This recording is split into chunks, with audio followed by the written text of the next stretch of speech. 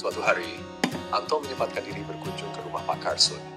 Tujuannya jelas untuk membicarakan rencana pelaksanaan acara Suronan, sebuah tradisi rutin yang digelar setiap bulan Asyura di desanya. Acara itu bertujuan mulia, menyantuni anak-anak yatim sekaligus menggelar doa bersama demi keselamatan dan keberkahan masyarakat. Sebagai salah satu panitia, Anto mendapat amanah untuk mengurus pendataan anak-anak yatim yang akan diundang.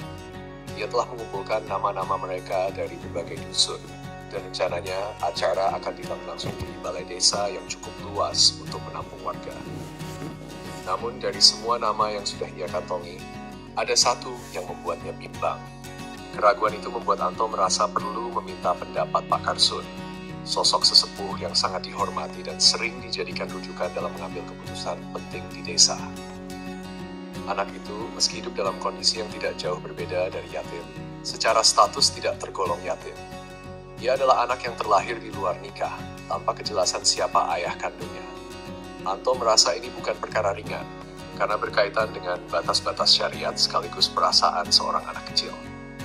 Maka dengan segala pertimbangan dan niat baik, Anto datang untuk bertanya, bukan hanya sekadar tentang aturan, tapi juga tentang rasa dan naratif.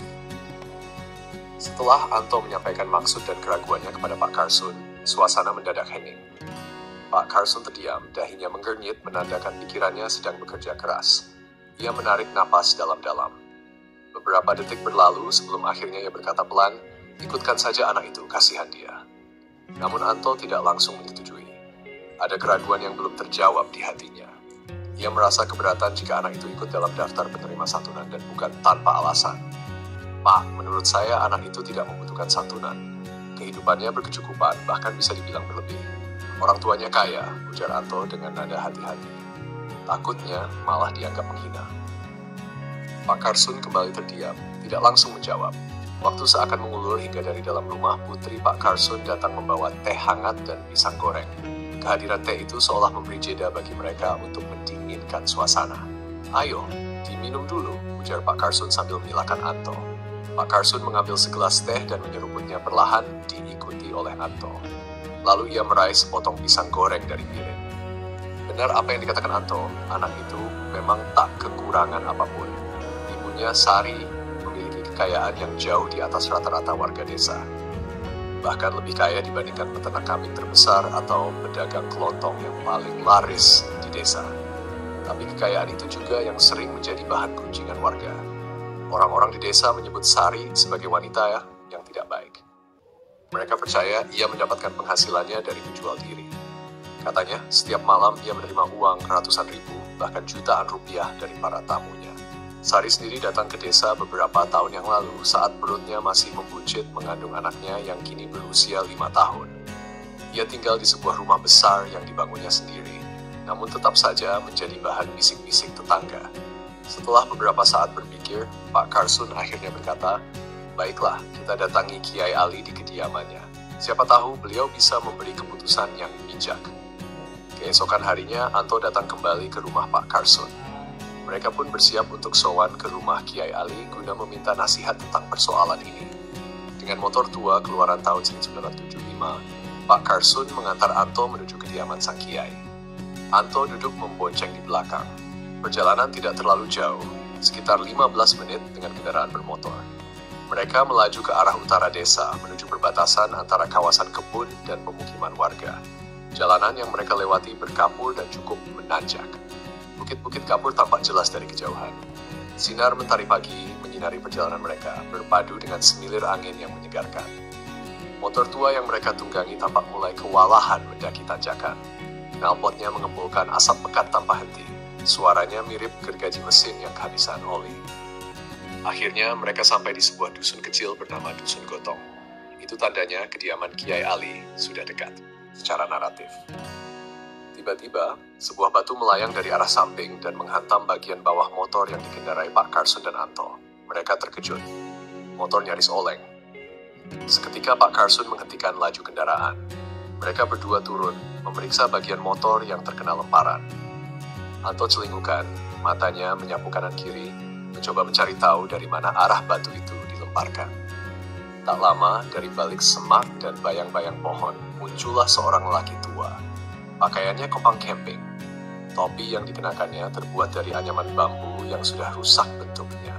Rambut ikalnya gimbal, tidak terurus.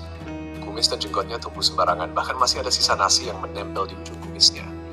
Ia memanggul kain-kain lusuh, serta menggenggam beberapa helai daun sawo yang dibungkus dengan sarung bermotif kotak-kotak yang berlubang dan kotor. Orang tua itu mendekat perlahan. Anto terperajat, sementara Pak Carson mencoba menenangkan detak jantungnya yang mendadak berdegup cepat. Anto mulai merasa takut. Ia mengenali sosok itu sebagai lelaki tua yang sering disebut orang sebagai gila dan konon kadang suka mengamuk di dusun. Pak Carson berusaha bersikap. Ia membentak si lelaki tua, hanya memarahinya atas sebuah lemparan batu tadi. Tapi lelaki tua itu malah tertawa, terbahak-bahak tanpa beban, seakan tak peduli pada kemarahan siapapun. Bau tubuhnya menyengat menusuk hidung, membuat Anto dan Pak Carson nyaris mual. Yang membuat suasana semakin janggal, lelaki tua itu meludah sembarangan di depan mereka, mengeluarkan dahak kental yang menjijikkan. Anto tak bisa lagi menyembunyikan rasa muaknya. Ia ingin cepat-cepat pergi dari situ. Mau kemana? Tanya si lelaki tua, tak ada jawaban. Anto dan Pak Carson buru-buru meninggalkannya. Mereka anggap orang tua itu tidak waras. Beberapa menit kemudian mereka sampai di kediaman Kiai Ali. Suasana cukup ramai, banyak tamu berdatangan, bahkan dari luar daerah.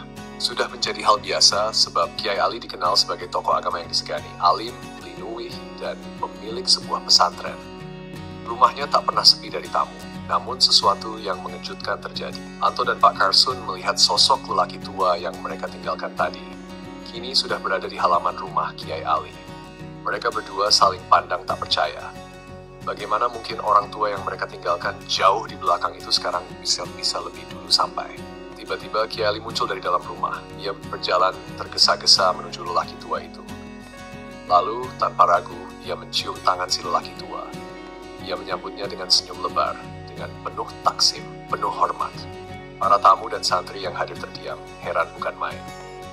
Anto dan Pak Carson hanya bisa membisu, menyaksikan Kiai Ali menggandeng masuk lelaki tua yang dianggap gila itu ke dalam rumah. Mereka berdua tetap di halaman, tidak berani masuk. Tak lama kemudian, lelaki tua itu keluar lagi, diantar oleh Kiai Ali sendiri. Setelah kepergiannya, barulah Pak Carson dan Anto memberanikan diri masuk.